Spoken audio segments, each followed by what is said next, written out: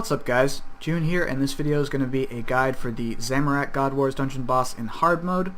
The strategy I'm going to outline here essentially makes you never have to experience any of his special attacks, which is good because one of them in particular is a little bugged and it really piles on the damage and it makes it just completely ineffective to kill the boss in a traditional way. So the other consequence of this strategy is that your gear really doesn't matter a whole lot. You're not going to actually be under direct attack from the boss. You do take hits from the minions, but either the Vampirism Aura or Soul Split is more than enough to compensate for that. You want to have your best magic or ranged weapon. He's not particularly resistant to either of them, so there's no preference there.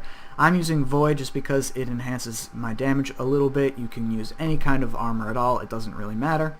In my inventory, I've got Excalibur for a little bit of heals, a couple pieces of food in case I make some mistakes, and overloads and prayer potions. And finally, the last important part of the setup is that you essentially want to set up your ability bars for whatever is most comfortable for you using a full manual style. Either a basic, magic, or ranged DPS bar, depending on which weapon you picked, is perfectly fine, but you want to set it up so that you can use it manually. Revolution is definitely not going to work for you here.